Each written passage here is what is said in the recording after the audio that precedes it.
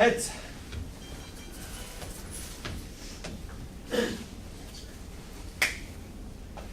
Heads.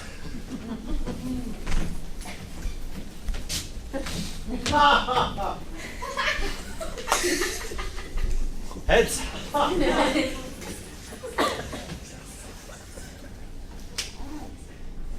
Heads.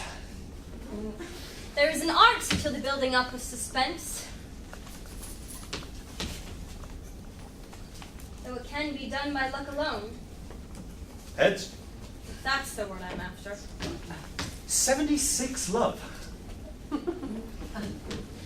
weaker man might be moved to re-examine his faith, if in nothing else, at least in the law of probability. Heads.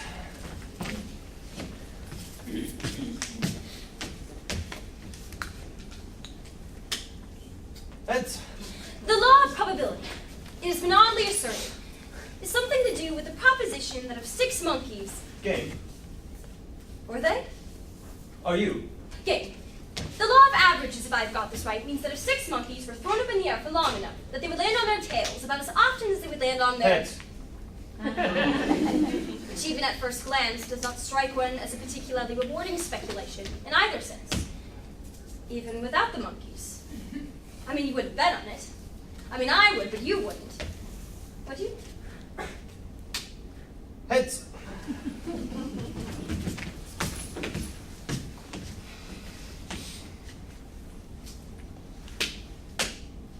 Heads. Getting a bit of a bore, isn't it? A bore? Well, What about the suspense? what suspense? It must be the law of diminishing returns. I can feel the spell about to be broken.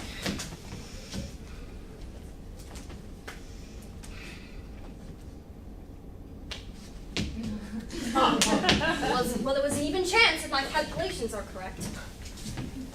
85 in a row. Beating the record. Don't be absurd. Easily. Is that it then? Is that all? What? A new record. Is that as far as you're prepared to go? Well, No questions, not even a pause? you spun them Not yourself. a flicker of doubt? Well, I won, didn't And I? if you'd lost? If they come down against you, one after another, 85 in a row, just like that. 85 in a row. Tails. Yes, what would you think? Well, I'd have a good look at your coins for a start.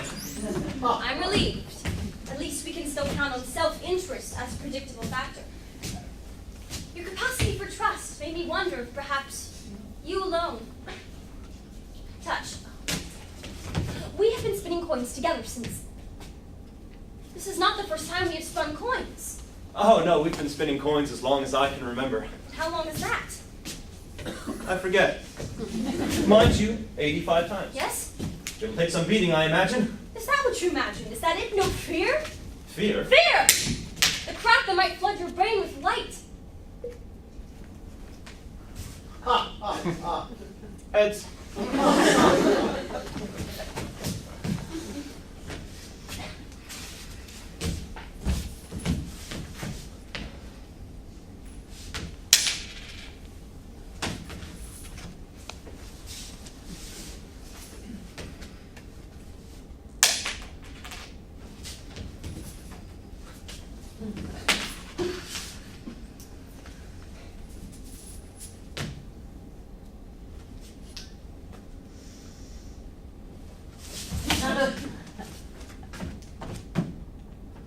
I'm afraid. So am I.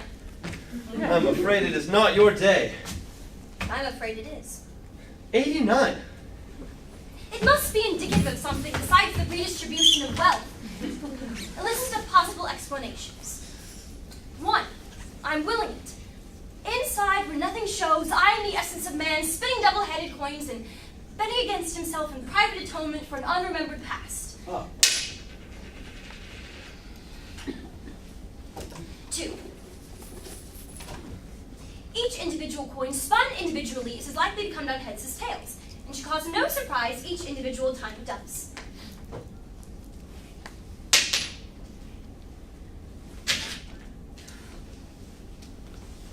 3. Divine intervention, that is to say, a good turn from above concerning him, cf. Children of Israel.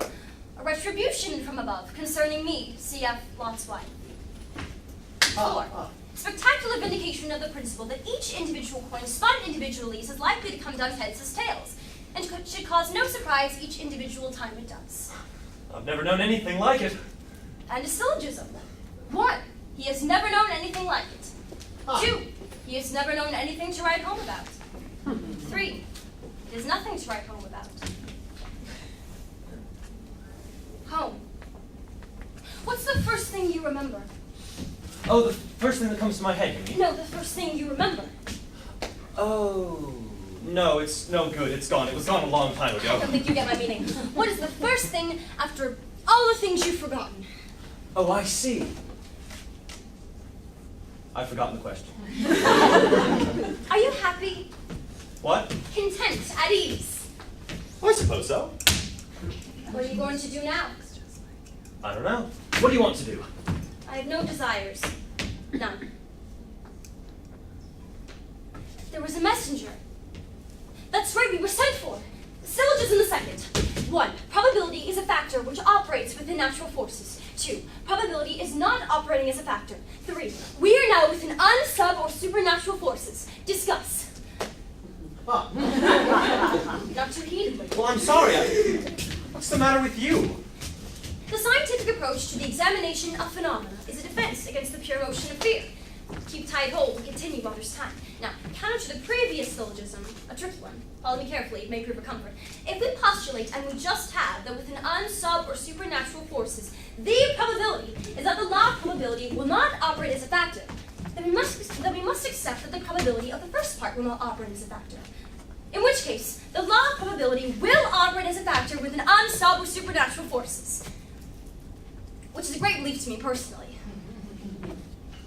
Which is all very well, except that a messenger arrived. We were sent for.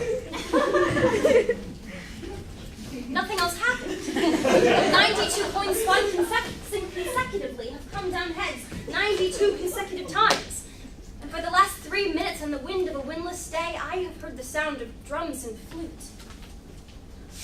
Another curious scientific phenomenon is the fact that the fingernails grow after death, as does the beard.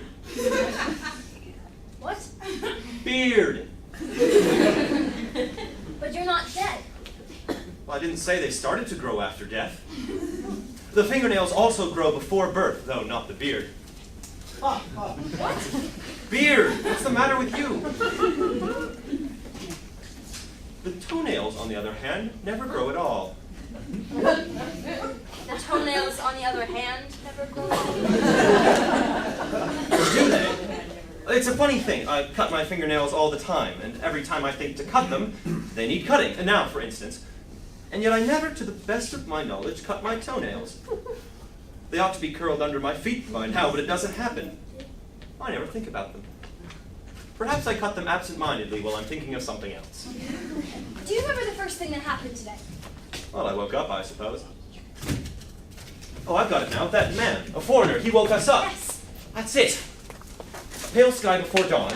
A man standing on his saddle to bang on the shutters. A shouts. Clear off. What's all the row about? But then he called our names. You remember that? This man, he woke us up. Yes. We were sent for. Yes. And that's why we're here. Traveling. Practically starting from scratch, an awakening. A man standing on his saddle to bang on the shutters. Our names shouted in a certain dawn. A message, a summons.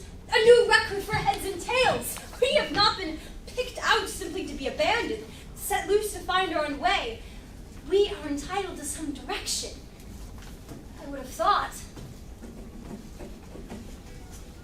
I said, Yes? I can hear music. Yes? Like a band. I thought I heard a band. Drums. Couldn't have been real. The colors red, blue, and green are real. The color yellow is a mystical experience shared by everybody. Demolish. It must have been thunder, like drums. A man breaking his journey between one place and another and a third place of no name, character, population, or significance sees a unicorn cross his path and disappear. That in itself is startling, but there are certain precedents for mystical encounters of various kinds. Or to be less extreme, a choice of persuasions to put it down to fancy until, my God, says the second man, I must be dreaming. I thought I saw a unicorn. at which point a dimension is added that makes the experience as alarming as it will ever be. A third witness, you understand, adds no further dimension, but merely spreads it thinner, and a fourth thinner still. And the more witnesses there are, the thinner it gets, and the more reasonable it becomes until it is as thin as reality, the name we give the common experience. Look, recites a crowd, a horse with an arrow in its forehead. It must have been mistaken for a deer. I knew all along it was a band. I knew all along it was a band. Here they come. I'm sorry it wasn't a unicorn. It would have been nice to have unicorns. Halt! An audience! Perfect. Don't move. A lucky thing we came along. Why's that? Why we grow rusty. You hit us at the very point of decadence. By this time tomorrow, we might have forgotten everything we ever knew. That's a thought, isn't it? You'd be right back where we started, improvising. Tumblers, are you? We can give you a tumble if that's your taste, and times being what they are. Otherwise, for a jingle of a coin, I can do you a selection of gory romances, full of fine cadence and corpses, pirated from the Italian. It doesn't take much to make a jingle. Even a single coin has music in it.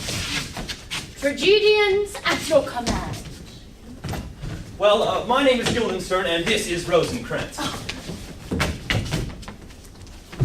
Sorry, his name's Guildenstern, and I'm Rosencrantz. A pleasure! We've played to figure, of course, but quality counts for something. I recognize you at once. And who are we? As fellow artists.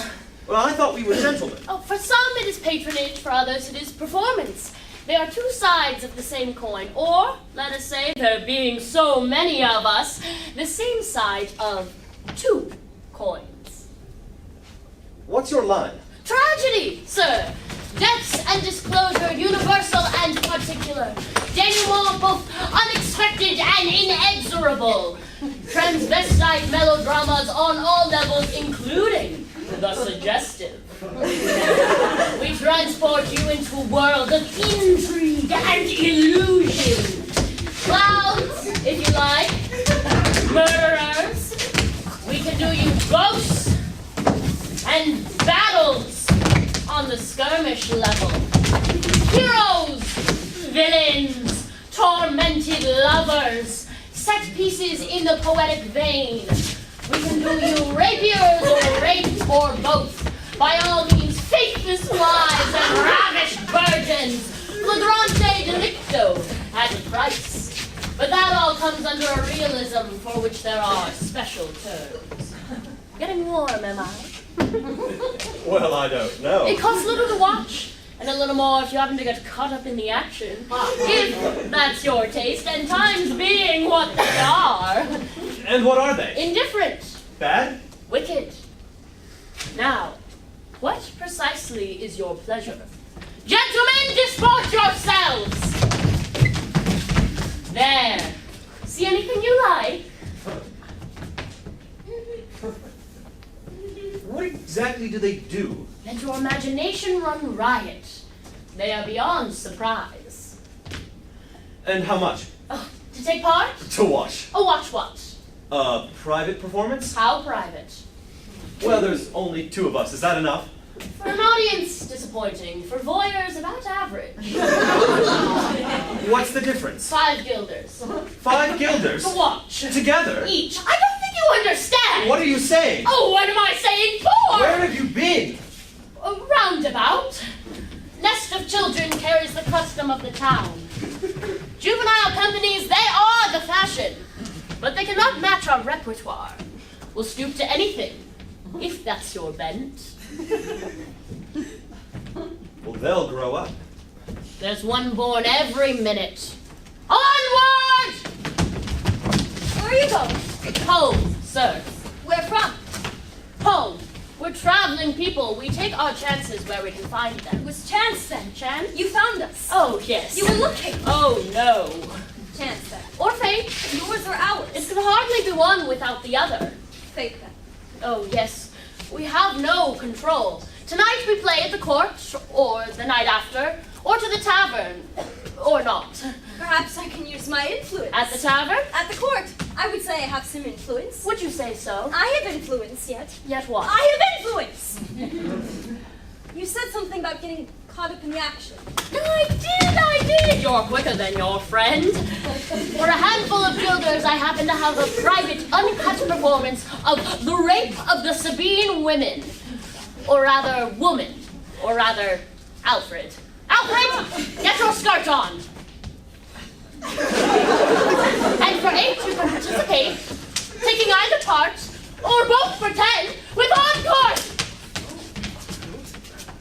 Alfred, get your skirt off! It could have been... It didn't have to be obscene. It could have been a bird out of season, dropping bright feathered on my shoulder, or a tongueless dwarf on the side of the road to point the way. I was prepared, but it's this, isn't it? No enigma, no dignity, nothing classical, pretentious, only this.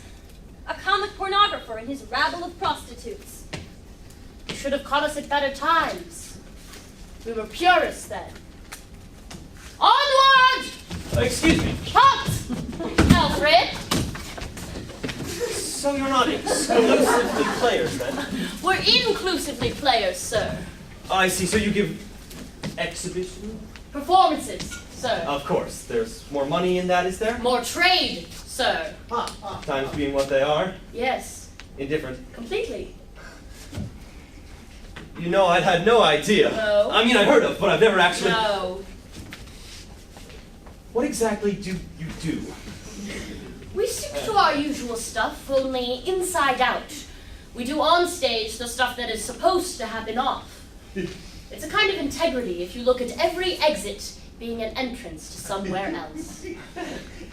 Well, I'm not usually the type of man to, No, but don't hurry off. Sit down and tell us about the kind of things people ask you to do. On! Oh, wait just a minute! Well, all right, I wouldn't mind seeing. Just for the kind of idea of... what will you do for this? On! What are you playing at? Filth! Disgusting! Perverts, I'll report you to the authorities. I know your game and it's all filth.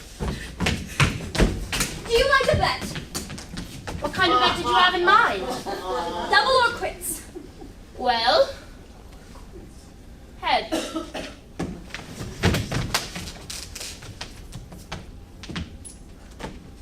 Again. Heads. Again. Heads.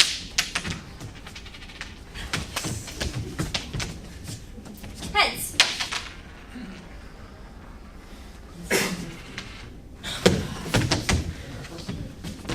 Tails. Heads. No. They don't like the odds.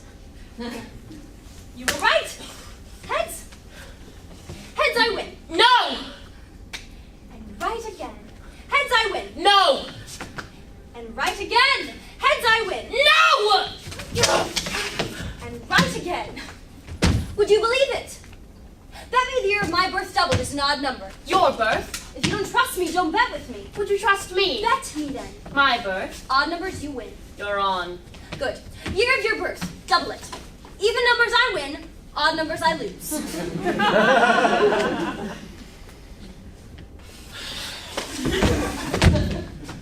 We have no money. Then what have you got? Was it for this? It's the best we've got. The times are bad indeed. The very air stinks.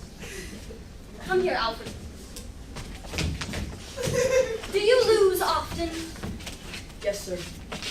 Then what could you have left to lose? Nothing, sir. Do you like being an actor? No, sir. You and I, Alfred, we could create a dramatic precedent here. Come, Alfred, this is no way to fill the theaters of Europe. Do you know any good plays? Plays? Exhibitions. I thought you said you were actors. Oh, well, we are. There just hasn't been much call. You lost. Well then, one of the Greeks, perhaps? You're familiar with the tragedies of antiquity, are you? The great homicidal classics? Matry, patry, fratry, uxore, and it goes without saying you're suicidal? Maidens aspiring to godheads? And vice versa. Your kind of thing, is it? No, I can't say it is really. We're more of the blood, love, and rhetoric school. Well, I'll leave the choice to you if there's anything to choose between them. They're hardly divisible, sir.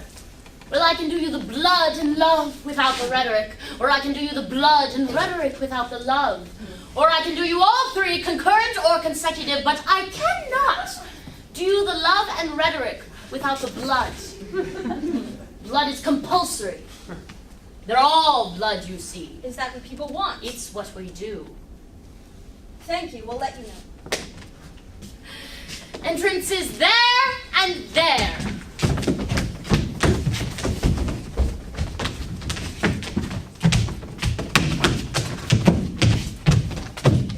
Aren't you going to get into costume? I never change out of it. Always in character. That's it.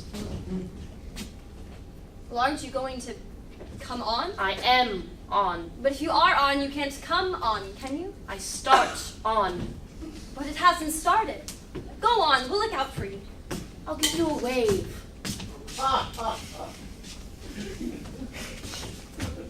Excuse me. Come on. I say that was lucky. What? It's tails. Come on.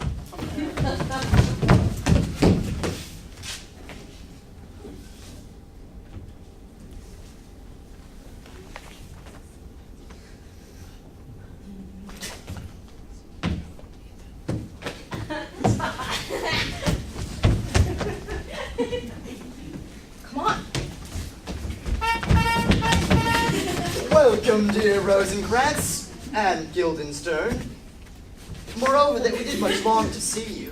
The need we have to use you did provoke our hasty sending. Something have you heard of Hamlet's transformation, so call it, sith the exterior nor the inward man resembles that it was. What it should be more than his father's death, that thus hath put him so far from the understanding of himself, I cannot dream of. I entreat you both, that being of so young days brought up with him, and sith so neighbored in his youth and behavior, that you vouchsafe your rest here in our court some little time, so by your companies to draw him on to pleasures, and to gather so much as from occasion you may glean, whether aught to us unknown afflicts him thus, that opened lies within our remedy. A good gentleman. He hath much talked of you, and sure I am, to men there is not living to whom he more adheres. If it should please you to show us so much gentry and goodwill as to expend your time with us in court a while, your visitation shall receive such thanks as fits a king's remembrance. Both your sovereign majesties might, by the power you have of us, put your dread pleasures more into command than to entreaty. But we both obey and can't give up ourselves in the full bent, to lay our service freely at your feet, to be commanded. Thanks, Rosencrantz and gentle Guildenstern. Thanks, Guildenstern and gentle Rosencrantz. And I do beseech you instantly to visit my too much changed son. Go, some of you, and bring these men where Hamlet is. Heaven make our presence and our practices pleasant and helpful to him. Aye, amen. The ambassadors from Norway, my good lord, are joyfully returning. Thou still hast been the father of good news. Have I, my lord? Assure you, my good liege, I hold my duty as I hold my soul, both to my God and to my gracious king. And I do think, or else this brain of mine hunts not the trail of policy so well as it used to, that I have found the very cause of Hamlet's lunacy.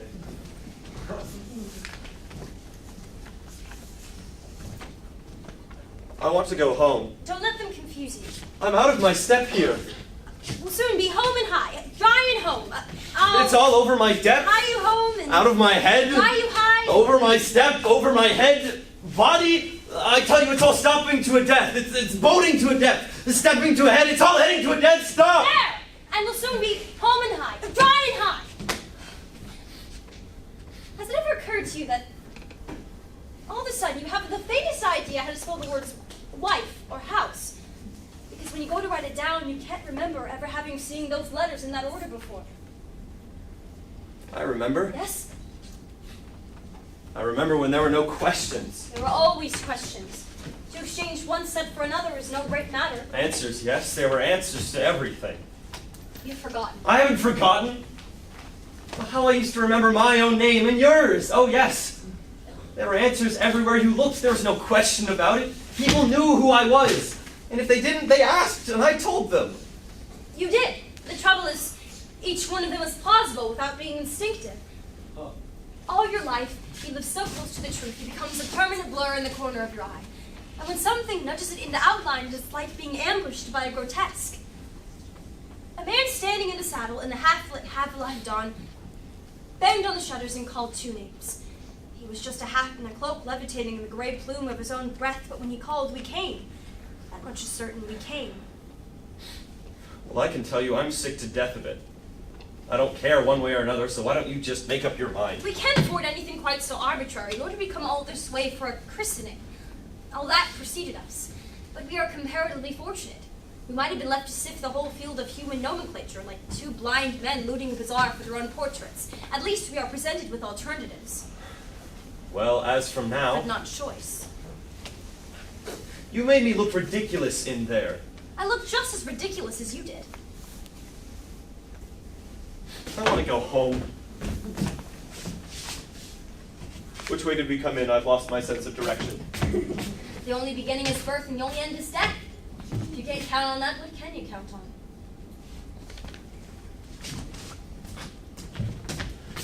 We don't owe anything to anyone. We've been caught up. Your smallest action sets off another somewhere else and is set off by it. Keep an eye open and an ear cocked. Tread warily, follow instructions. We'll be all right.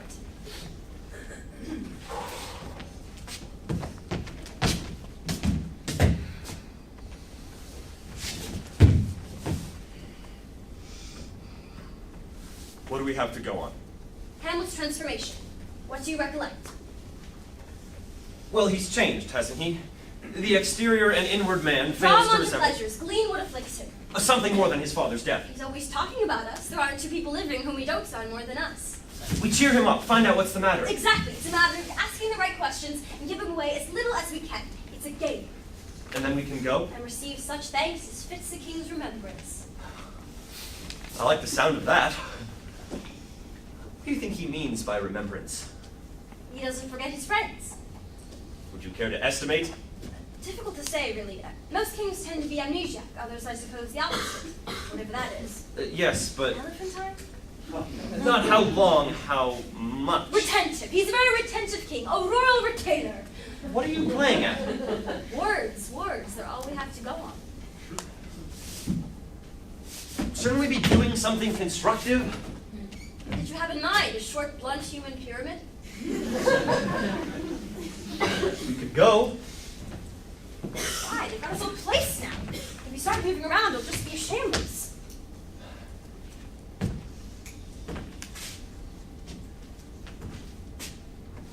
How very intriguing. I feel like a spectator. An appalling business. The only thing that makes it bearable is the irrational belief that somebody interesting will come on in a minute. See anyone? No. You? No. But a fine persecution. To be kept intrigued without ever quite being enlightened. We've had no practice. We could play at questions. What good would that do? Practice. Statement, 1 love.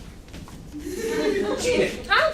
I hadn't started yet. Statement, 2 love. Are you counting that? What? Are you counting that? Vow, no repetition, 3 love. First game, 2. I'm not going to play if you're going to be like that. Who served? Huh? Vow, no grunts, love 1. Who's go? Why not? Why? What for? No repetitions. 1 all. What in God's name is going on? Foul. No rhetoric. 2, 1. What does it all add up to? Can't you guess? Oh, were you addressing me? Is there anyone else? Who? How would I know? Why do you ask? Are you serious? Was that rhetoric? No. Statement 2 all, game point. What's the matter with you today? When? What? Are you dead? Am I dead? Yes or no? Is there a choice? Is there a God? Foul. No non sequiturs. 3, 2, 1 game all. What's your name? What's yours?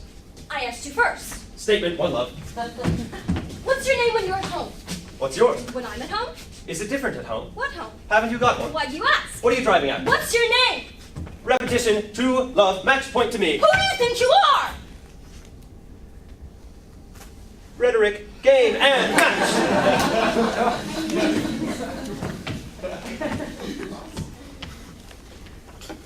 Where's it going to end? That's the question.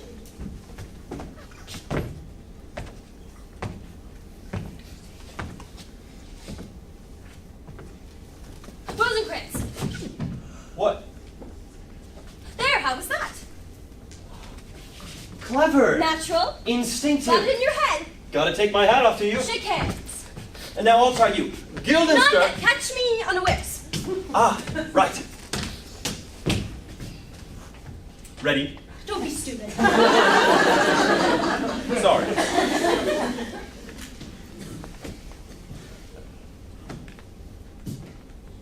Guildenstern. What? Consistency is all I ask.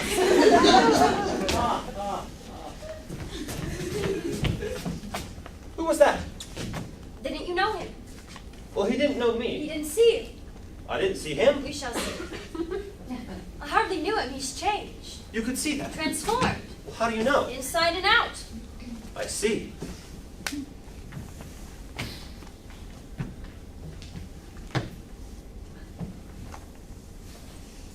Well, he's changed. I could see that. Glean what afflicts him. Me? Question and answer. Old ways are the best ways. He's afflicted. I'm him, you see. He's not himself, you know. I'm him, you see. And he's you. Not a bit of it. Are you afflicted? Yes, that's the idea. Oh, Are you let's ready? go back a bit. I'm afflicted. I see. Glean what afflicts me. How should I begin? Address me. My dear Guildenstern. You've forgotten, haven't you? My dear Rosencrantz. I don't think you quite understand. What we are attempting is a hypothesis in which I answer for him while you ask me questions. Ah, right. Ready? You know what to do. What? Are you stupid? Pardon? Are you deaf? Did you speak? Not now. Statement. Not now. Perhaps we'll come back this way.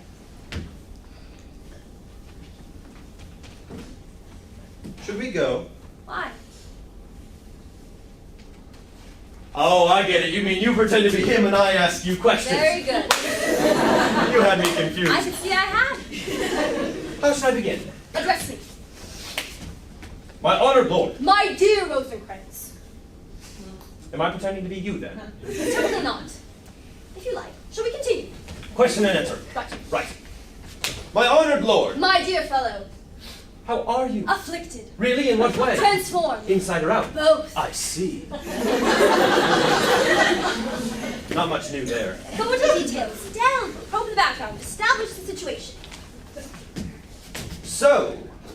So your uncle is king of Denmark then? And my father before him. And his father before him? No, my father before him. But surely... Well, you might well ask. Oh, let me get it straight.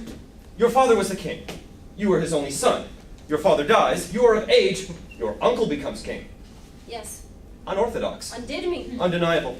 Where were you? In Germany. Usurpation, then. He slipped in. Which reminds me, Well, it would. I don't want to be personal. It's common knowledge. Your mother's marriage. He slipped in. His body was still warm. So was hers. Extraordinary. Indecent. Hasty. Suspicious. It makes you think. Don't think I hadn't thought of it. And with her husband's They brother. were close. She went to him. Too close. For comfort. It looks bad. It adds up. Incest to adultery. Would you go so far? Never. To sum up, your father whom you love dies. You are his heir. You come back to find that hardly was the corpse cold before his young brother popped onto his throne and into his sheets, thereby offending both legal and natural practice. Now, why exactly are you behaving in this extraordinary manner? I can't imagine. You know that is well-known common property. And he sent for us, and we did come. How much is certain the king? I say I can hear music. We're here. Like a band. I thought I heard a band. Rosencrantz. What? Guildenstern. What? Because don't you discriminate at all. What? Go and see if he's there. Who? There.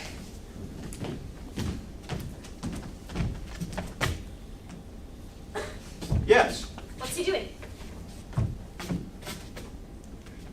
Talking. To himself? Is he alone? No. Then he's not talking to himself, is he? Not by himself. coming this way, I think. Should we go? Why? We're marked now. For you yourself, sir, should be as old as I am. It's like a crab, you could go backwards. Though this be madness, there is method to it. Will you walk out of the air, my lord? Oh, into my grave. Aye, that's out of the air. My lord, I will take my leave of you. Oh, there is nothing you could take from me that I will more willingly part withal. Except my life. Except my life. Except my life. Farewell, my lord. You go to seek Lord Hamlet. There he is. God save you, sir. My lord! Oh, my most dear lord! My excellent good friends, how dost thou, Guildenstern? Rosencrantz. Good lads, how do you both?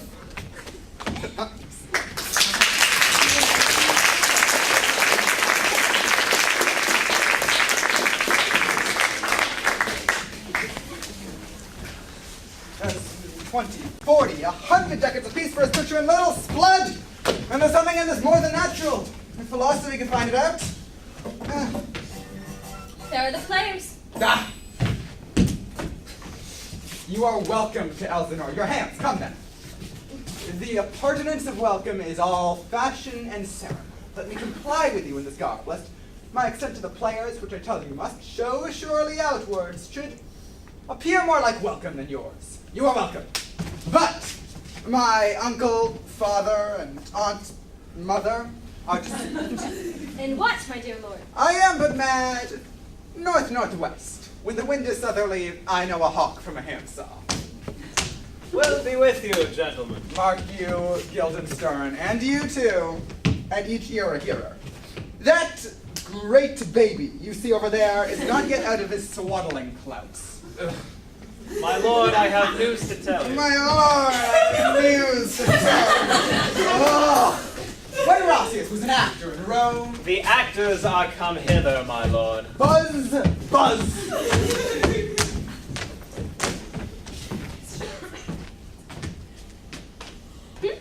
Yes? What? Well, I thought you... No. Ah.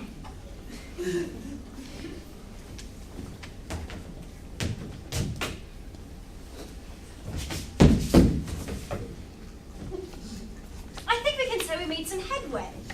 You think so? I think we can say that. I think we can say he made us look We ridiculous. played it close to the chest, of course. Question and answer. Old ways are the best ways. He was scoring off us all down the line. He might have caught us on the wrong foot once or twice, but I thought we gained some ground. He murdered us. He might have had the edge. 27-3, and you think he might have had the edge? He murdered us. What about our evasions? Oh, our evasions were lovely. Were you sent for, he says? My lord, we were sent for. I didn't know where to put myself. It's 6 rhetoricals. Question and answer, all right. 27 questions he got out in 10 minutes and answered only 3. I was waiting for you to delve. When is he going to start delving, I asked myself. 2 repetitions. Hardly a leading question We got between his us. symptoms, didn't we? Half of what he said meant something else, and the other half didn't mean anything at all. Thwarted ambition, sense of grievance, that's my diagnosis. 6 rhetorical and 2 repetition, leaving 19, of which we answered 15. And what did we get in return? He's depressed. Denmark is a prison and he'd rather live in a nutshell. Some shadow play about the nature of ambition which never got down to cases. And finally 1 direct question which might have led somewhere and led in fact to his illuminating claim to tell a hawk from a handsaw. When the wind is southerly. Is that southerly? It doesn't look southerly. What made you think so? Well, I didn't say I think so. Could be northerly for all I know. Wouldn't have thought so. Well, if you're going to be dogmatic. Wait a minute. We came from roughly south, according to a rough map. I see. Well, which way did we come in, roughly? Well, in the morning, the sun would be easterly. I think we can assume that. But it's morning? If it is, and the sun is over there, for instance, that would be northerly. On the other hand, if it is not morning and the sun is over there, that would still be northerly. To put it another way, if we came from down there and the sun's really up there, then we must have come from up there. And if that is southerly and the sun is really over there, then it's the afternoon. However, if none of these is the case... Well, why don't you just go and have a look? Empiricism, is that all you have to offer?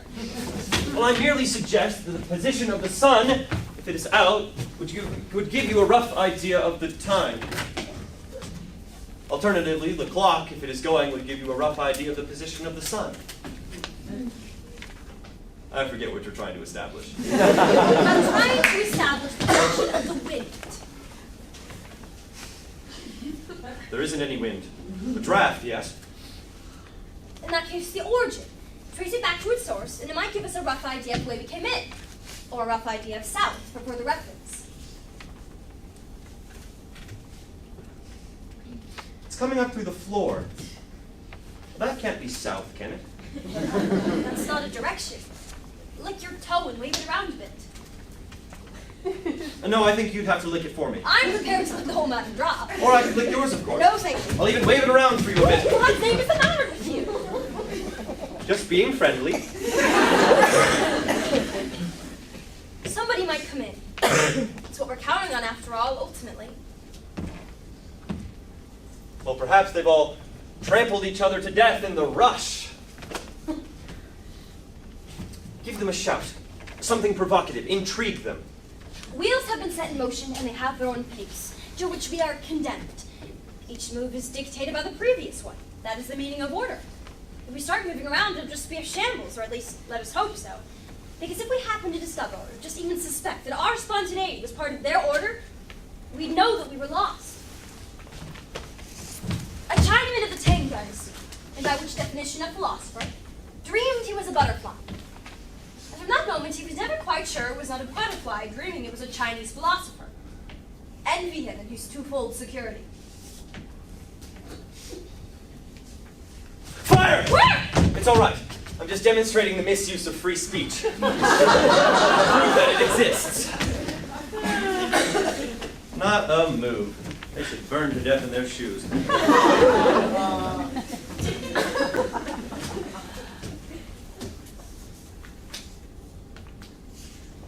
What was it?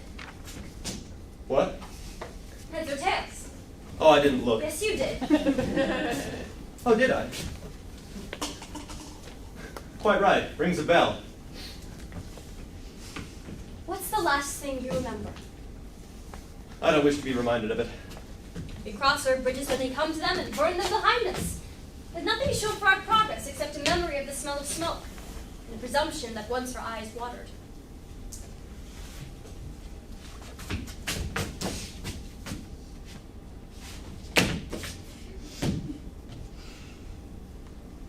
Nope.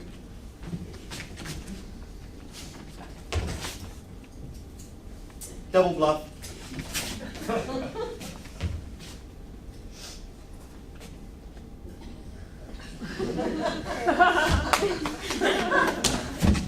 Come, sirs.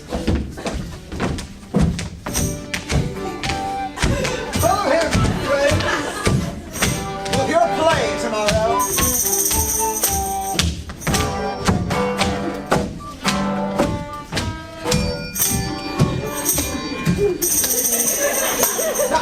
Can you play the murder of Gonzago? Aye, my lord.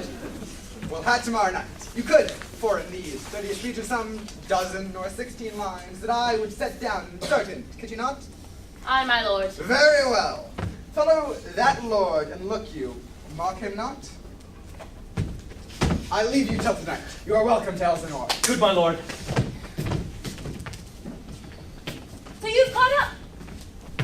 Not yet, sir. Now mind your tongue, we'll have it out for the rest of you away, like a nightingale at a Roman feast. Took the very words out of my mouth. You'd be lost for words, You'd be tongue-tied. like a mute in a monologue. Like a nightingale at a Roman feast. Your diction will go to pieces, Your lines will be cut. to dumb shows. And dramatic pauses. You'll never find your tongue, Lick your lips. taste your tears. Your breakfast. You won't know the difference. There won't be any. We'll take the very words out of your mouth. So you've caught on. So you've caught up. Not yet. You left us.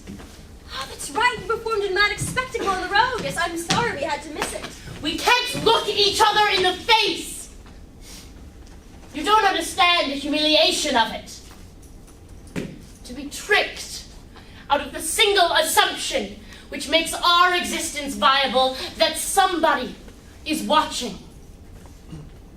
There we were, demented children, mincing about in clothes that no one ever wore, speaking as no man ever spoke, swearing love in wigs and rhymed couplets, killing each other with wooden swords, hollow protestations hurled at faith and the empty promises of vengeance, and every pose, every gesture vanishing into the thin, unpopulated air. We ransomed our dignity to the clouds, and the uncomprehending birds listened. Don't you see? We're actors. We're the opposite of people. I want you to think now. Think of the most private, secret, intimate thing you've ever done. Secure in the knowledge of its privacy. Are you thinking of it? Well, I saw you do it. You never! It's a lie! We're actors! We pledge our identities secure in the convention that somebody, somewhere is watching. Gradually, no one was. We were caught, high and dry. It wasn't until the murderer's long soliloquy that we were able to look around, frozen as we were in profile. Our eyes searched you out. First, confidently, then hesitantly, then desperately, as each patch of turf, every log, every exposed corner proved to be uninhabited. All the while, the murderous king addressed the horizon with his dreary, interminable guilt. Our heads began to move, wary as lizards, and the corpse of the unsullied Rosalinda peeped through his fingers, and the king faltered. Even then, habit and stubborn trust that our audience spied upon us from behind the nearest bush forced our bodies to blunder long after they had emptied of meaning, until finally, like runaway carts, they dragged to a halt. No one came forth. No one shouted at us. The silence was unbreakable. It imposed itself upon us. It was obscene. So we took off our crowns and our swords, our cloth of gold, to move silently on the road to Elsinore.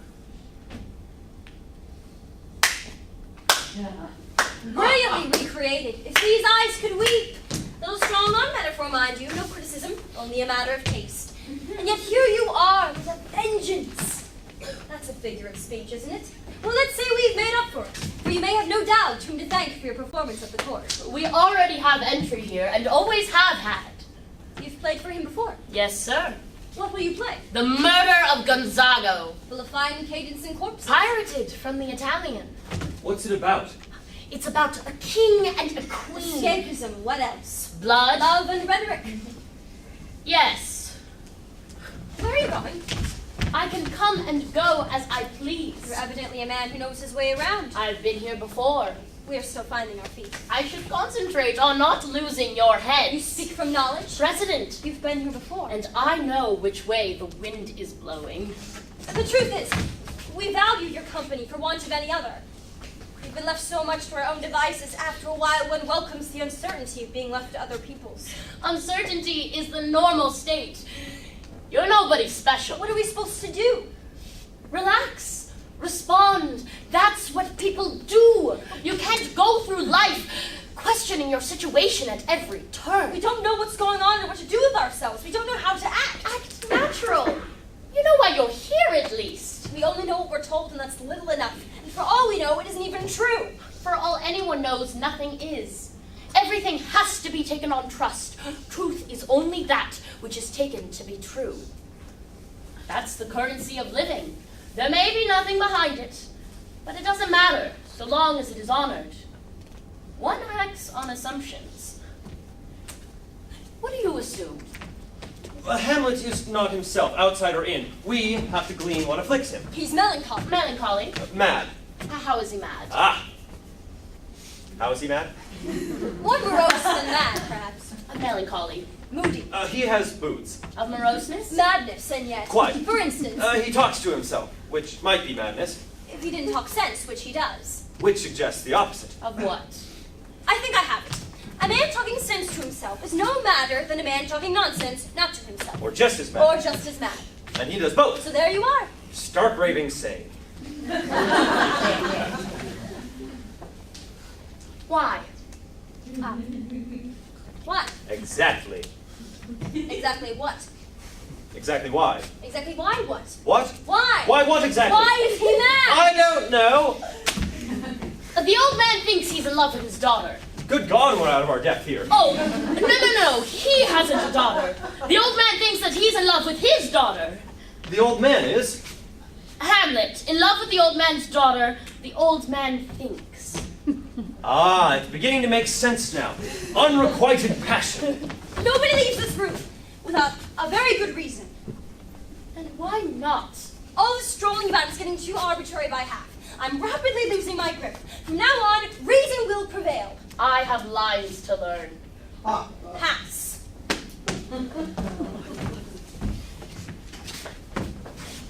Next. What did you expect? Something. Someone. Nothing. Are you hungry? No, are you? No.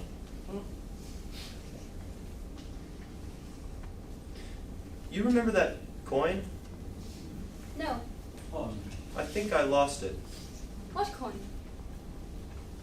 I don't remember exactly. Ah, that coin. Clever. I can't remember how I did it. Do it again. Well, we can't afford it.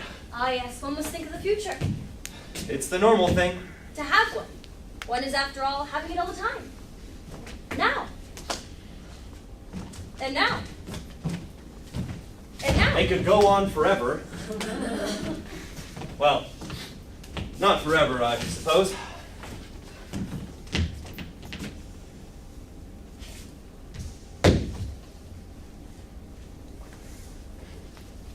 Do you ever think of yourself as actually being dead, lying in a box with a lid on it? No. Nor do I. Really.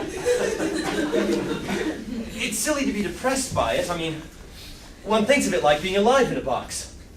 One keeps forgetting to take into account the fact that one is dead, which should make all the difference, shouldn't it? I mean, you'd never know you were in a box. It would be just like being asleep in a box. Not that I'd like to sleep in a box, mind you, not without any air.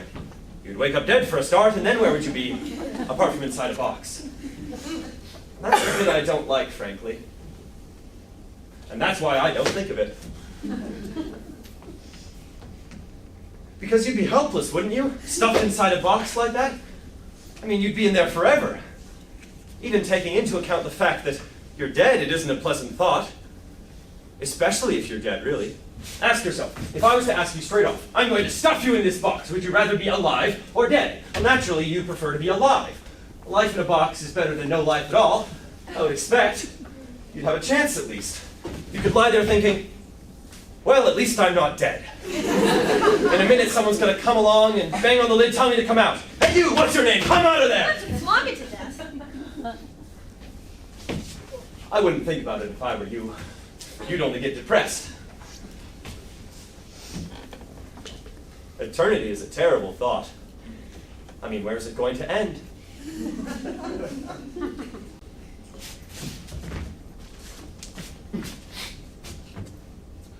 Two early Christians chanced to meet in heaven.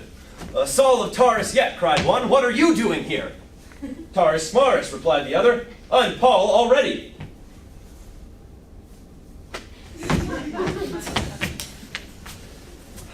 They don't care. We count for nothing. We could remain silent till we're green in the face and they wouldn't come. Blue, red. All right, we know you're in there. Come out talking. We have no control, none at all. whatever became of the moment when one first knew about death? There must have been one. A moment in childhood when it first occurred to you that you don't go on forever. It must have been shattering. Stamped into one's memory forever, and yet I can't remember it. It's never occurred to me. What does one make of that? We must be born with an intuition of mortality.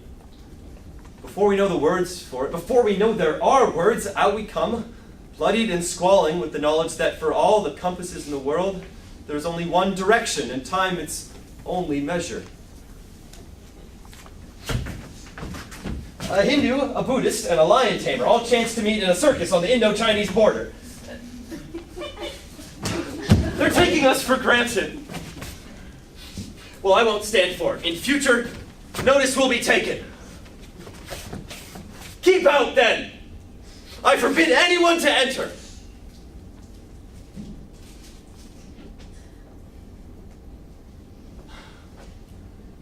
That's better.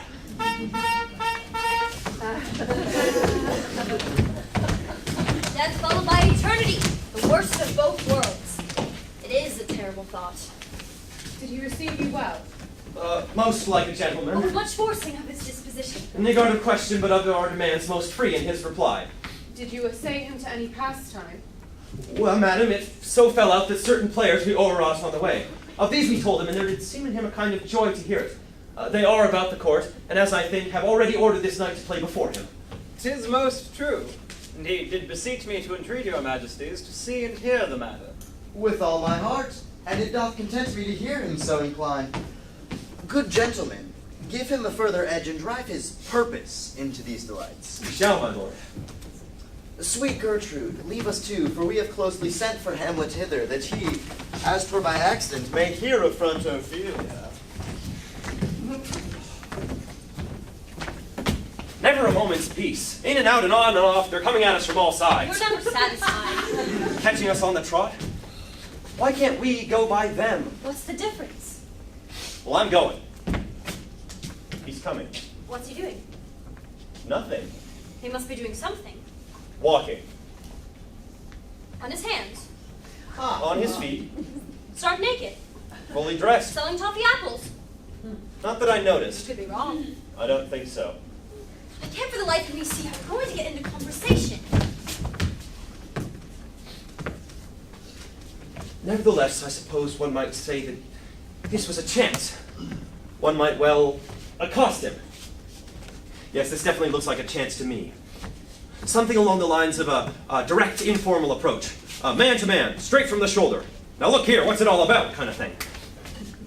Yes, this looks like an opportunity to be grabbed with both hands, I should say, if I were asked.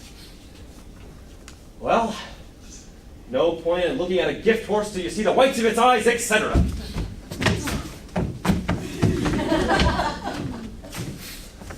We're over odds, that's our trouble. When it comes to the point, we succumb to their personality. Nymph, in thy orisons be all my sins remembered. Good my lord, how does your honor for this many a day? I humbly thank you. Well.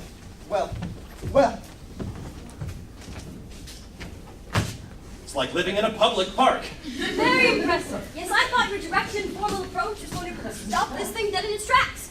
If I might make suggestions, shut up and sit down. Stop being perverse. Well, I'm not going to stand for it. Guess who? Alfred!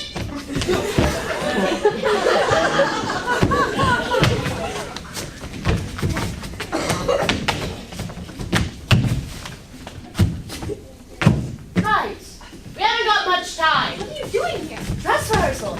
Now, if you two wouldn't mind moving back. There. Good. Everybody ready? And for goodness sake, remember what we're doing. We always wear the same costumes, more or less, you see, and they always forget what they're supposed to be in. Stop picking your nose, Alfred! When queens have to, they do it by a cerebral process passed down in the blood. Good. Silence! Off we go!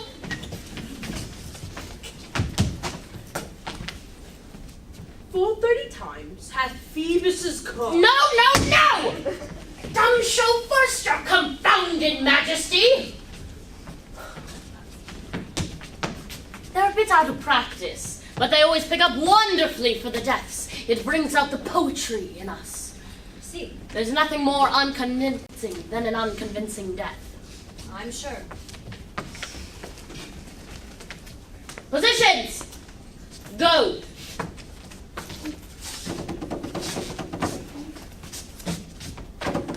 What is the dumb show for? It's a device, really. It makes the action that follows more or less comprehensible. You understand? We're tied down to a language that makes up in obscurity what it lacks in style.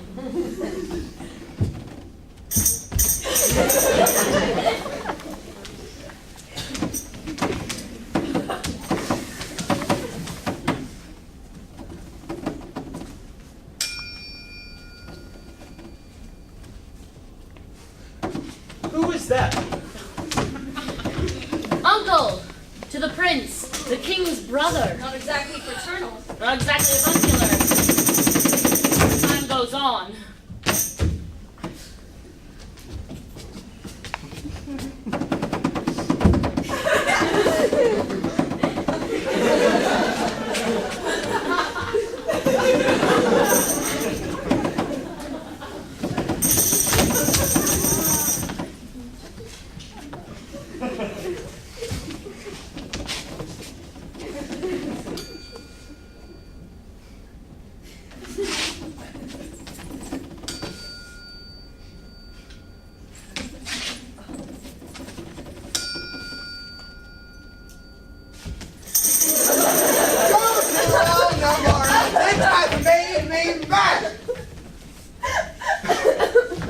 I say, we will have no more marriage. Those that are married already, all but one shall live. The rest shall stay as they are.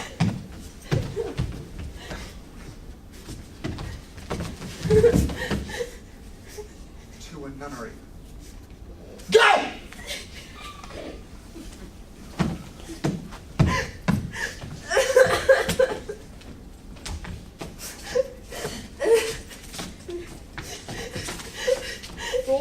Times hath Love? Phoebus's His affections do not that way tend. All what he spake, though lacked formal tools, not like madness. There's something in his soul o'er which his melancholy sits on brood, and I do doubt the hatch of the disclosed will be some danger, which for to prevent I have thus set it down. He shall with speed to England.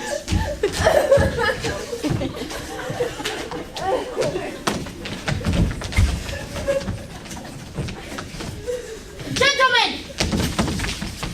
Doesn't seem to be getting through. We're not getting it at all. What did you think? What was I supposed to think? You're not getting across! That didn't look like love to me. Practically started from scratch. Act 2, positions! That wasn't the end. You call that an ending? With practically everyone on his feet, my goodness, no, over your dead body! There's a design at work. In all art, really. Surely you must know that. Events must play themselves out to aesthetic, moral, and logical conclusion. And what's that in this case? Oh, it never varies. We aim to the point where everyone who is marked for death dies. Marked? Between just desserts and tragic irony, we are given quite a lot of scope for our particular talent.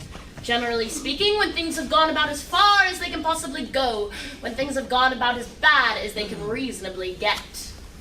Who decides? Decides? It is written! We're tragedians. We follow direction. There is no choice involved. The bad and unhappily, the good and unluckily. That is what tragedy means. Act 2, positions!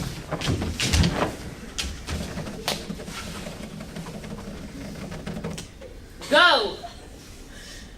Having murdered his brother and wooed the widow, the poisoner mounts the throne. Here we see him and his queen give rein to their unbridled passion.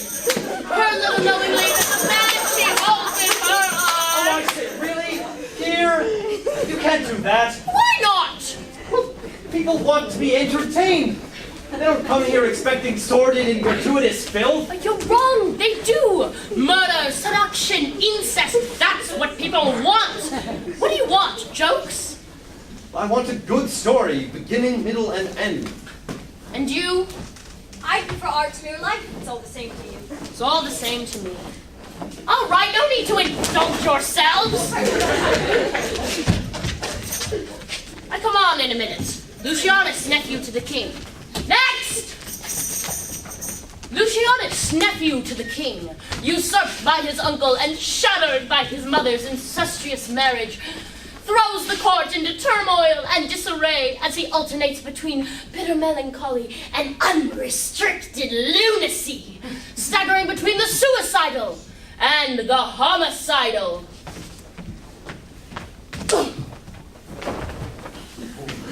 He then confronts his mother, and in a scene of provocative ambiguity, begs her to repent and recant.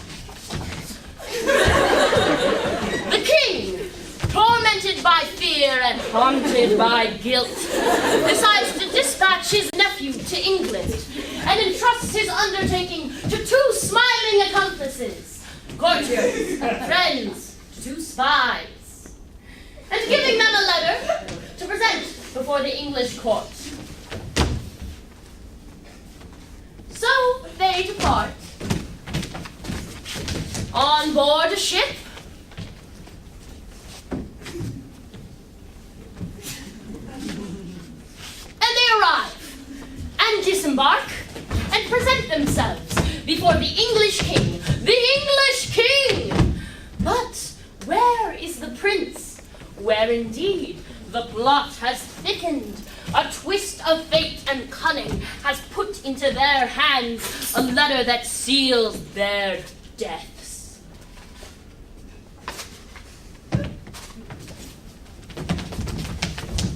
Are you familiar with the play?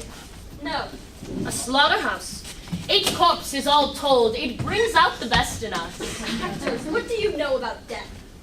It's what the actors do best. They must exploit whatever talent is given to them, and their talent is dying.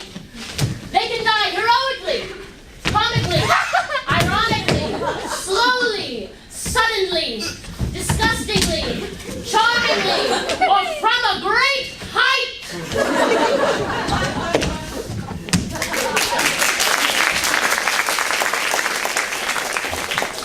My own talent is more general. I extract a significance from melodrama, a significance from which it does not in fact contain.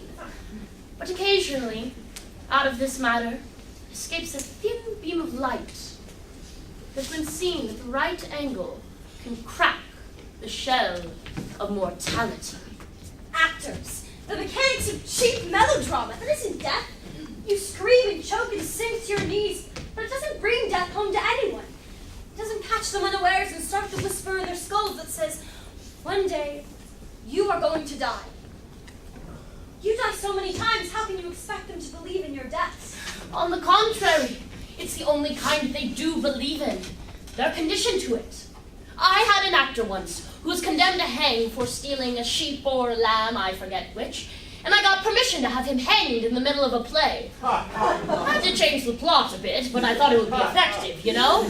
And wouldn't you believe it? He just wasn't convincing. It is impossible to suspend one's disbelief. He just stood there and cried the whole time, right out of character. He just stood there and cried. Never again. Audiences know what to expect, and that is all they are prepared to believe in. Show!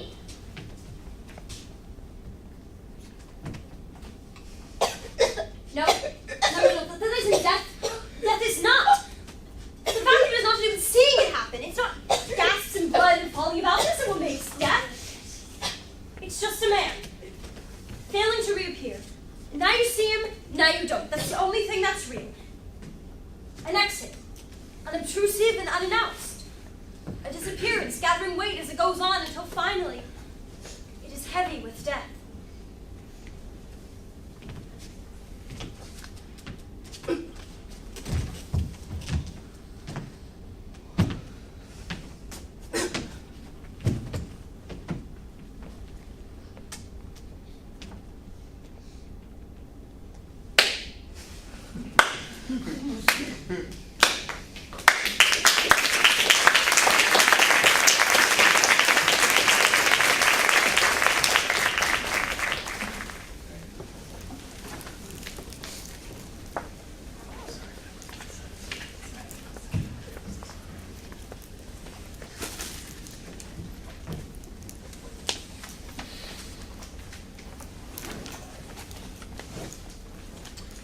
that must be east then. I think we can assume that. We're waiting to see what we're going to do. Rings a bell. Good old east. As soon as we make a move, they'll come pouring in from all sides, shouting obscure instructions, and messing us about from here to breakfast, and getting our names wrong. Ho, Guildenstern! You're wanted. Friend spoke. Go join you with some further aid. Hamlet in madness hath Polonius slain, and from his mother's closet hath he dragged him. Go, seek him out, speak fair, and bring the body into the chapel. I pray you hasten this. Come, Gertrude. We'll call up our wisest friends and let them know both what we mean to do.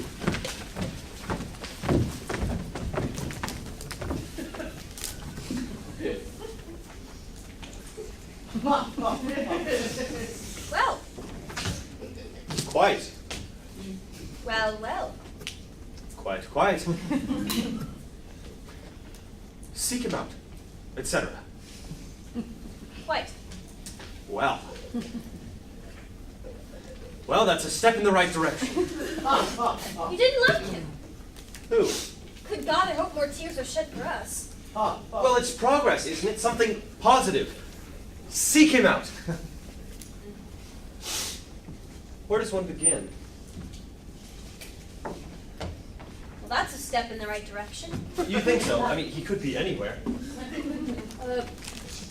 You go this way, and I'll go this way. Right. No.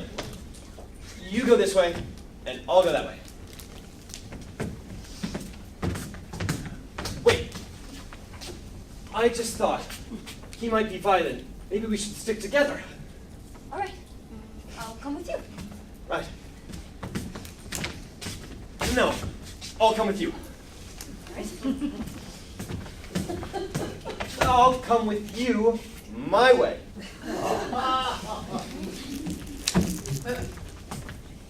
I just thought, if we both go, he could come here. That would be stupid, wouldn't it? Good point. I'll say you go. Right.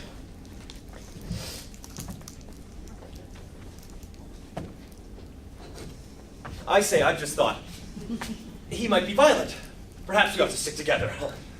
Good point. Well, at last we're getting somewhere. Of course, he might not come. Oh, he'll come. We'd have some explaining to do. Don't you worry. Take my word for it, he'll come. He's coming. What's he doing? Walking. Who's with him? The old man. Not walking? No. Ah. That's an opening if there ever was one. Let him walk into the trap. What trap? You stand there. Don't let him pass.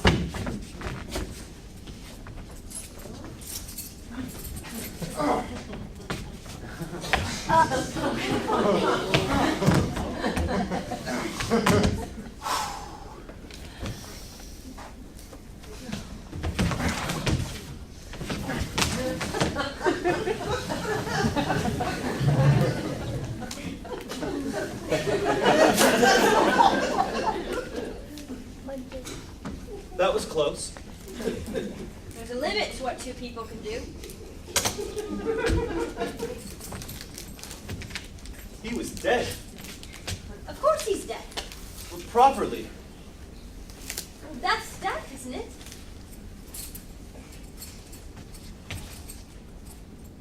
Perhaps he'll come back this way. No. If he can learn by experience, what else have we got?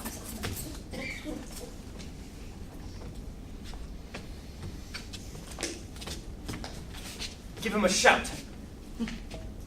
I thought we'd been into all that. The Hamlet! Don't be absurd! Lord Hamlet! What have you done, my lord, with the dead body? Compounded it with dust, which it is kin. Tell us where it is that we may take it thence and bear it to the chapel. Oh, do not believe it, Believe what? that I can keep your counsel and not mine own. Besides, to be demanded of a sponge, what replication should be made by the son of a king? Take you me for a sponge, my lord? Aye, sir. one that soaks up the king's countenance, his rewards, his authorities, but such offices do the king best service in the end. He keeps him, like an ape, in the corner of his jaw, first mouthed to be last swallowed. But when he has what you have gleaned, it is but squeezing you, and sponge, you shall be dry again. I understand you not, my lord. I'm glad of it. A knavish speech sleeps in a foolish ear. My lord, you must tell us where the body is and go with us to the king. The body is with the king, but the king is not with the body. The king is a thing A thing, my lord? of nothing. Bring me to him.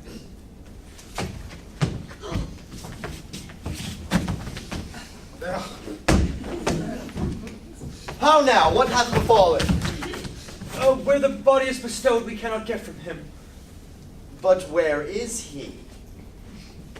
Without, my lord, guarded to know your pleasure. Bring him before us.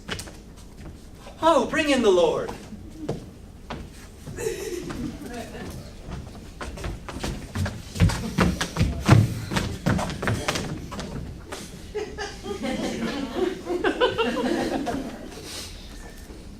All right then.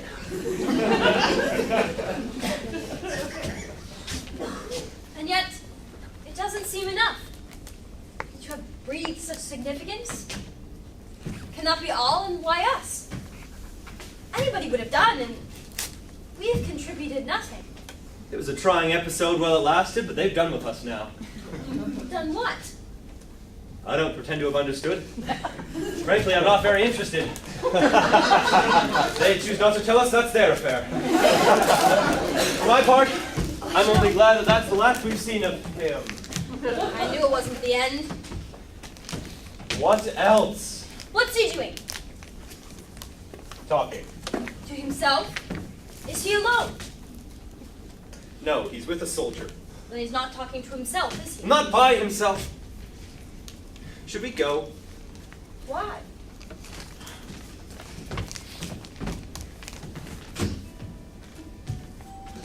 There it is again. They'll have us hanging about till we're dead. At least. And the weather will change. Spring can't last forever. Good sir, whose powers are these? They're of Norway, sir. Of how purpose, sir, I pray you. Against some part of Poland. Oh, and who commands them? The nephew to old Norway, Fortinbras. Oh. Will be cold. The summer won't last. It's autumnal. No leaves. Autumnal. Nothing to do with leaves. It has something to do with certain brownness at the edges of the day. Brown is creeping up on us, take my word for it. Russets and tangerine shades of old gold, flushing the very outside edge of the senses. Deep, shining ochres, burnt umber, and parchments of baked earth, reflecting on itself and through itself, filtering the light. At such times, perhaps coincidentally, the leaves might fall somewhere by repute. Yesterday was blue like smoke. I humbly thank you, sir. God by you, sir. Got it again, then.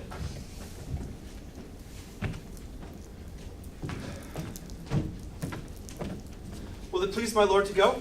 Oh, I'll be with you straight. Go you a little before?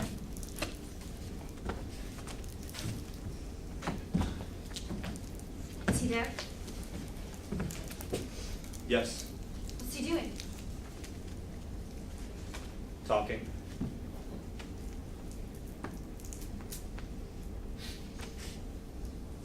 He said we could go. Cross my heart. I like to know where I am.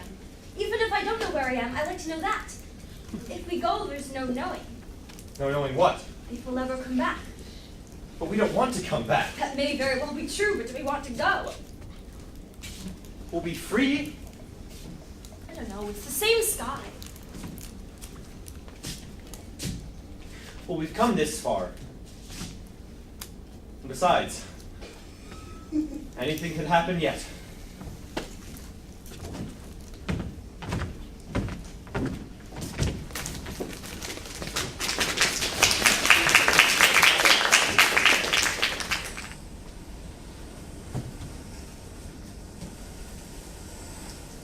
Are you there? Where? Flying to start. Is that you? Yes, How do you know? for God's sakes. We're not finished then? Oh, we're here, aren't we? Are we? I can't see a thing. You can still think, can't you? I think so. You can still talk. What should I say? Don't bother. You can still feel, can't you? Ah, there's life in me yet. What are you feeling? A leg.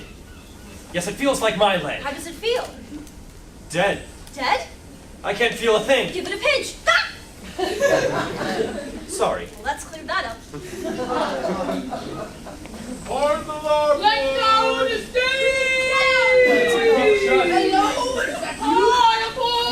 Hello? Keep her steady on the line! Stop me right there! We're on a boat.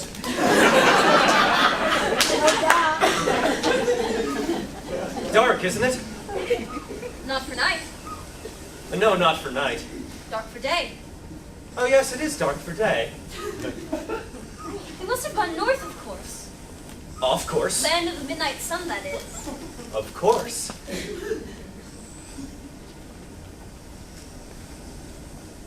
Unless we're off course. I think it's getting light.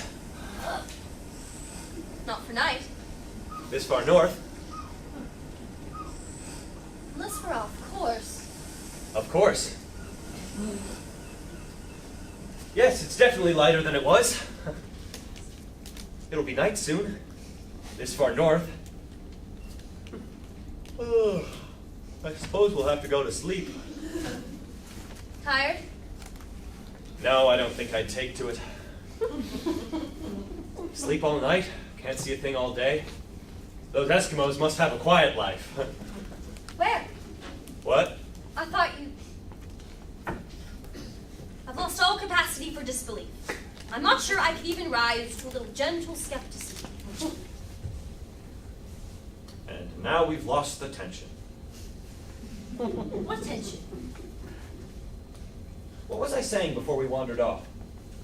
When was that? I don't remember exactly. Shambles, we're just not getting anywhere. Not even England. I don't believe in it anyway. What? England. Just conspiracy of cartographers, you mean? I mean, I don't believe it. I try to picture us arriving. A harbor, perhaps. A road, some inhabitants to point the way. The horses on the road. Riding for a day or a fortnight. And a palace. And then the English king. That would be the logical thing, but my mind remains a blank. No, we're slipping off the map. You don't believe anything until it happens, and it has all happened. Hasn't it? We drift down time clutching at straws. But what good is a brick to a drowning man? Don't give up. We can't be long now. We might as well be dead. Do you think death could possibly be a boat? No. Death is not. Death isn't. You take my meaning. Death is the ultimate negative. Not being. You can't not be on a boat.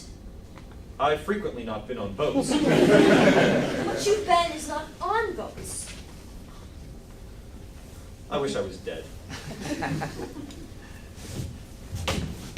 I could jump over the side. That would put a spoke in their wheel. Unless they're counting on it. I shall remain on board. That'll put a spoke in their wheel. All right, we don't question, we don't doubt, we perform.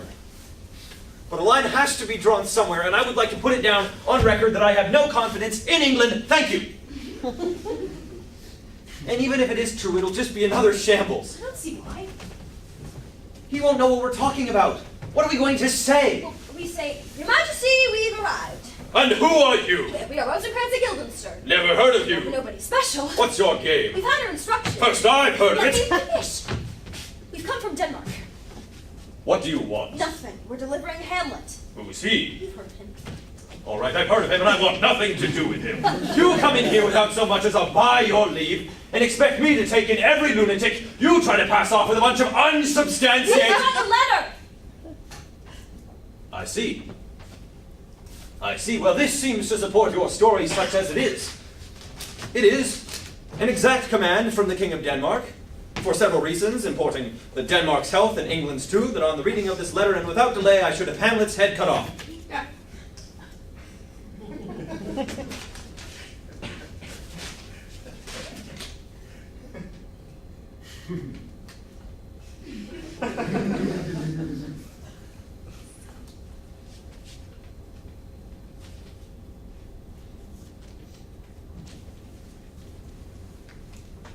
The sun's going down. It'll be dark soon. You think so? Just making conversation. We're his friends. How do you know? From our young days, brought up with him. You've only got their word for it. But that's what we depend on. Well, yes, and then again, no. Let us keep things in proportion.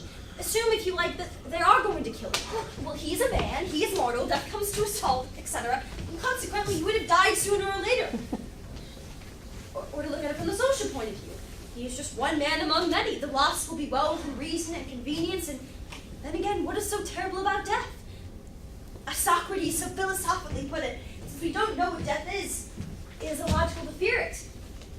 It might be very nice. Certainly it is a release from the burden of life, and for the godly, a haven and reward. Or to look at it another way. We are little men, and we don't know the ins and outs of the matter. There are wheels within wheels, etc. It would be presumptuous of us to interfere with the designs of fate, or even of kings.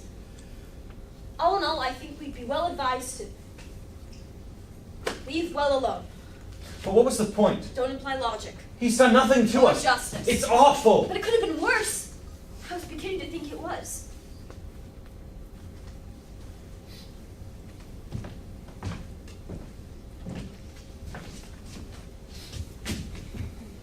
The position as I see it, then. We, Rosencrantz and Guildenstern, from our young days brought up with him, awakened by a man standing on his saddle, are summoned, arrive, and are instructed to glean what afflicts him, and draw him on to pleasures such as a play, which, unfortunately, as it turns out, is abandoned in some confusion, owing to certain nuances outside our appreciation, which, among other causes, results in, among other effects, a high, not to say homicidal excitement in Hamlet, whom we, in consequence, are escorting for his own good to England. Good. We're on top of it now.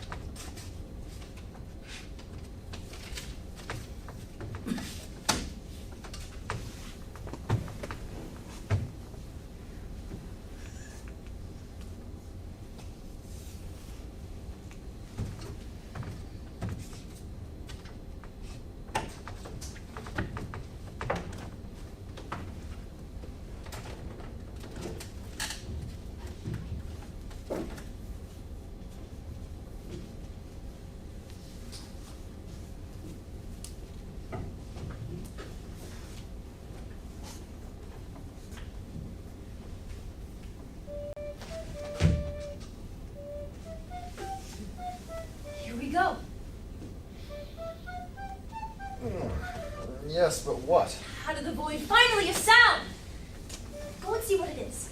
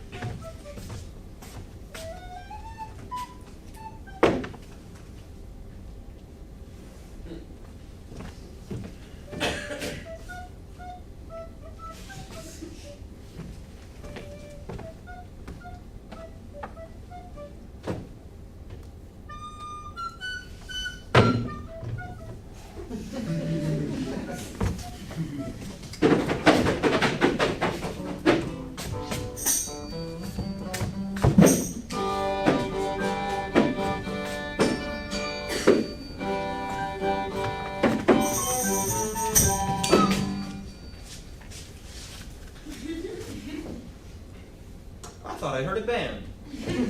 Aha! All in the same boat then. Everybody out!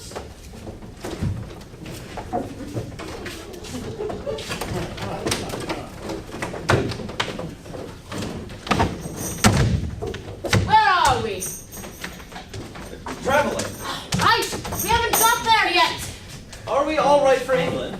You look all right to me. Don't think they're particular in England. Alfred!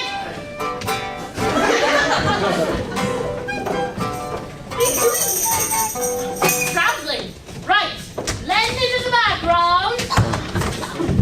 Pleased to see us. You've come out of it well so far. And you? In disfavor, our play offended the king. Yes. He's a second husband himself. Tactless, really. It was quite a good play, nevertheless. It was not getting that interesting, and then it was getting interesting before they stopped it. It was getting quite good. That's the way to travel. What were you doing in there? Hiding. We had to run for it as we were. Stowaways. Naturally. We didn't get paid owing to circumstances ever so slightly beyond our control. And the money we had, we lost betting uncertainties. Life is a gamble at terrible odds. If it were a bet, you wouldn't take it. Did you know that any number doubled is even? Is it? We learn something every day, to our cost. But we troopers must go on and on. Do you know what happens to old actors? What? Nothing. They're still acting! Surprised, then? What? Surprised to see us. I knew it wasn't the end. With practically everyone on his feet. What do you make of it so far? We haven't got much to go on. You speak to him. It's possible. But it wouldn't make a difference. It's possible. Pointless, really. It's allowed. Allowed, yes. We are not restricted. No boundaries have been defined, no inhibitions imposed. We have, for the while, secured or rather plundered into our release. Spontaneity and whim are order of the day. We can breathe, we can relax. We can do what we like and say what we like to whomever we like. Without restriction. Within limits, of course. Certainly within limits. A compulsion towards philosophical introspection is his chief characteristic, if I may put it like that. It does not mean that he is mad. It does not mean he isn't. Very often it doesn't mean anything at all, which may or may not be a kind of madness. It really boils down to symptoms. Pregnant replies, mystical illusions, arguing his father or his mother, that sort of thing. Intimations of suicide, foreboding of exercise, loss of growth, hints of claustrophobia, not to say delusions of imprisonment. Indications of camels, chameleons, whales, weasels, hawks, handsaws, riddles, quibbles, and evasions. Amnesia, paranoia, myopia, daydreaming, hallucinations. Arguing his father as his mother, abusing his parents, stabbing his elders, appearing in hatless in public.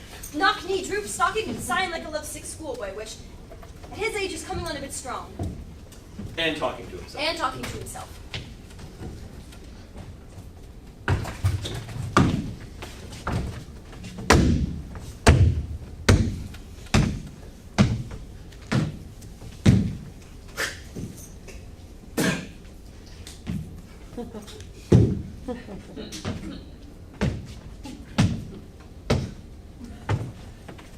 Incidents. All we get is incidents. Dear God, is it too much to expect a little sustained action?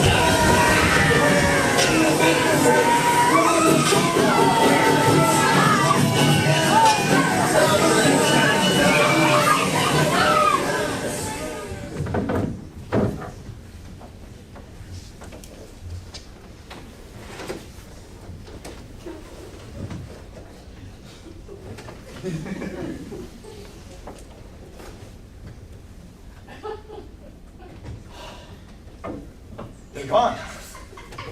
That was close. I've never thought quicker.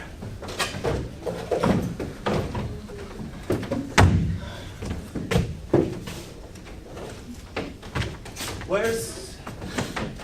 Once again, alone on our own resources.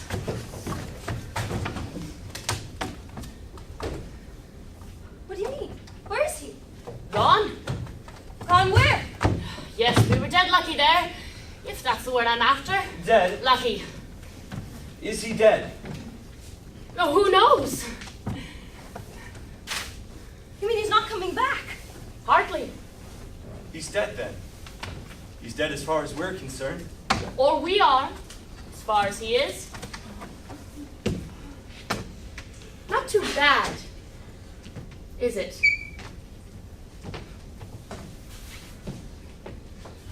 But you don't understand. We're going to run away to England. We're taking Hamlet there. Yes, that much seems certain. I congratulate you on the unambiguity of your situation. You don't understand. It contains... We had our instructions. The whole thing is pointless without him. Pirates could happen to anyone. Deliver your letter. They'll send ambassadors from England to explain. But don't you see, the pirates left us home and high, dry and drowned. That there. The pirates left us high and dry. There. Nothing will be resolved without him. There. We need Hamlet for our release. What are we supposed to do? This.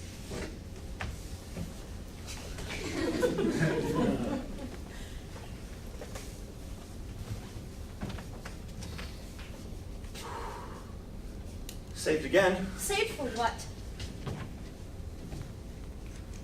The sun's going down. It'll be night soon. If that's west.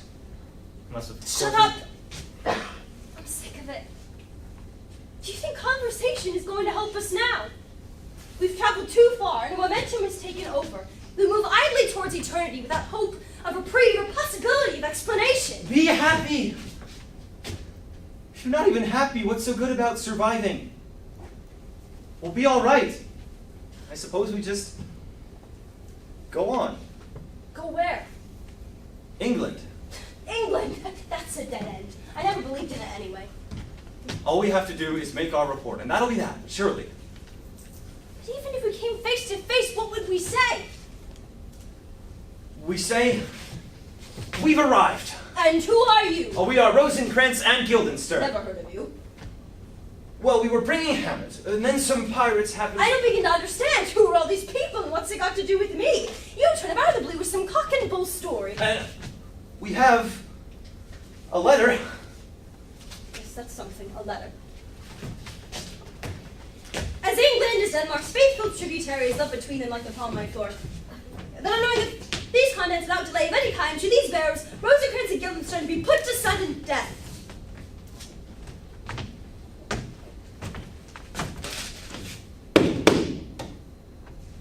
They're gone.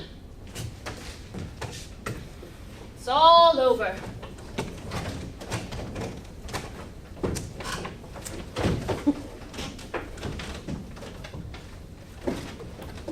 Where we went wrong was getting on a boat. Move, of course. Change direction, rattle about. But our movement is contained within a larger one that follows us along as inexorably as the wind and current. They had it in for us, didn't they? Right from the beginning. Who would have thought that we were so important? But why? Was it all for this? Why should so much converge on our little deaths? Who are we? You are Rosencrantz and Guildenstern. That is enough. No, it is not enough. To be told so little and to such an end, and still be denied an explanation. In our experience, most things end in death. Your experience. Actors. I'm talking about death. You've never experienced that. And you cannot act it. You die 1,000 casual deaths, and no blood runs cold anywhere. Because even as you die, you know that you will come back in a different hat. But no one gets up after death. There was no applause, there was only silence, and some second-hand clothes, and that's death! And if we had a destiny, then so had he, and if this is ours, then that was his. And if there are no explanations for us, then let there be none for him!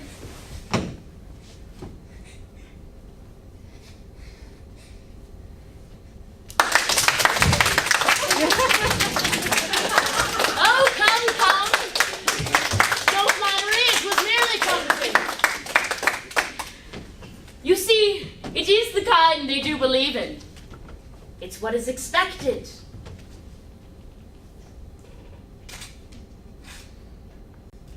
For a moment there, you thought I cheated. Oh, very good. Very good. Took me in completely. Didn't he take you in completely? Encore. Encore. Deaths for all ages and occasions. Deaths by suspension, convulsion, consumption, incision, execution, asphyxiation, and malnutrition. Climactic carnage by poison and by steel. Double deaths by duel. Show!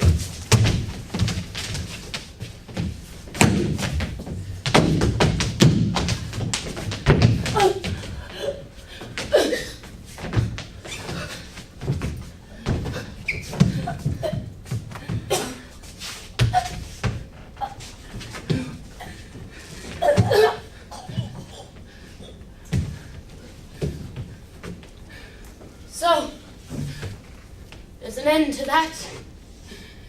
It's commonplace. Light goes with life. And in the winter of your years, the dark comes early. No. No, not for us. Not like this. Dying is not romantic, and death is not a game which will soon be over. It's the absence of a presence, and nothing more. The endless time of never coming back. A gap you can't see when the wind blows through it and makes no sound.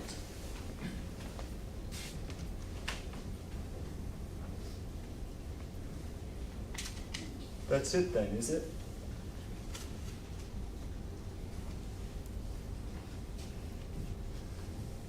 The sun's going down? Or the earth is coming up, as the fashionable theory has it? Not that it makes a difference. What was it all about? Where did it begin? Couldn't we just stay put? No one's going to come on and drag us off. They'll have to wait. We're still young, fit. We've got years. We've done nothing wrong. We didn't harm anyone. Did we? I can't remember.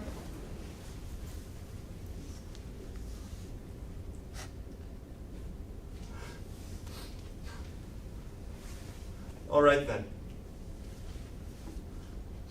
I don't care. I've had enough.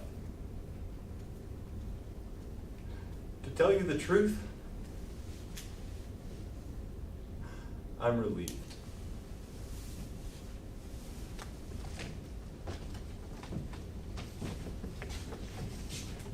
A name shouted in a certain dawn, a message, a summons. There must have been a moment where we could have said no. Somehow we missed it. Rosen.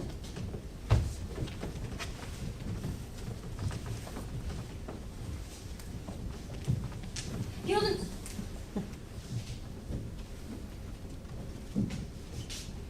Well, we'll know better next time. Now you see me, now you...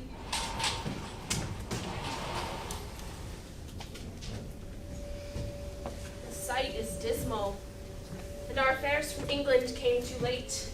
The ears are senseless that should give us hearing, to tell him his commandment is fulfilled, that Rosencrantz and Guildenstern are dead. Where should we have our thanks?